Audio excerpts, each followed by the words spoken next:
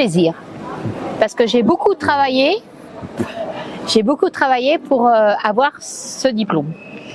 Nous avons cherché, du moins, j'ai cherché très longtemps. Et monsieur a mangé beaucoup de raie pour enfin finaliser. C'est vous qui cuisinez, Corinne? Oui. Alors, quelle était la recette qui vous a permis d'obtenir cette reconnaissance? Ah, je pense que c'est la recette déjà à l'entrée. C'est un effiloché de raie avec du chorizo et une huile de chorizo sur du pourpier. Voilà. Et ensuite, en plat, on va dire un peu plus chaud, un peu plus... Tartare d'ailes de raie avec un peu façon asiatique. Ça veut dire, il y avait quoi? Il y avait du citron, il y avait du... Il y avait du yuzu, il y avait des champignons noirs, il y avait... c'est quoi, des shiitake par exemple? Non, des salicornes. Et avec un riz citronné. Un riz citronné. Oui. Il paraît que votre riz est assez intéressant. Ah, parce que je le fais avec du citron et du zeste de citron. Voilà. Et il est cuit tout doucement avec ça. Comment définir votre établissement?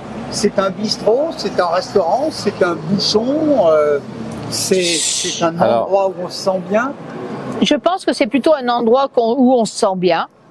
C'est pas un bouchon parce que c'est assez grand. C'est quelque chose où je tiens à cœur de la propreté, de l'hygiène. C'est convivial. Qualité des produits. Voilà, exactement. C'est simple mais bien fait. Il y a quelque chose qui m'inquiète un petit peu, c'est que ce garçon, Patrick, il sait dire quelques mots, il a quelques mots. Pour une fois que c'est moi qui parle. Ce garçon. T'es fin, je suis un cœur Chazal. Allez, pousse-toi, c'est moi. Mieux, monsieur. C'est son fils. C'est son fils. Non, alors... Mais on enregistre. S'il te plaît. Ah bon? Oui, alors, pour revenir sur l'établissement, alors d'abord, on peut peut-être tout simplement dire pourquoi nous appelons Comptoir des Launes. Parce que lorsque nous avons cherché un nom pour l'établissement, nous avons trouvé le mot comptoir parce qu'il correspondait tout à fait à ce que l'on souhaitait faire, c'est-à-dire le comptoir, ça appelle une certaine convivialité. Et on cherchait un nom qui corresponde à la ville de Villeurbanne. Villeurbanne, c'est une ville qui était dans les Launes il y a une centaine d'années, qui était une ville de marécage. Oui, il y en a encore. Moi, quand j'étais gamin, on allait pêcher dans les Launes avec mon grand-père. Donc c'est pour ça que nous appelons Comptoir des Launes. Et c'est un lieu où on veut absolument préserver la convivialité et l'accueil. Et avec des produits du marché, une cuisine maison, etc. Donc nous sommes un peu des dinosaures sur Villeurbanne. Oui, dinosaures, on n'est pas très loin du parc de la Tête d'Or. Faites attention parce qu'il y en a de moins en moins des dinosaures. Enfin, il y en a peut-être encore dans certaines mairies, mais ça c'est un autre problème. Et laissons-les manger de l'herbe.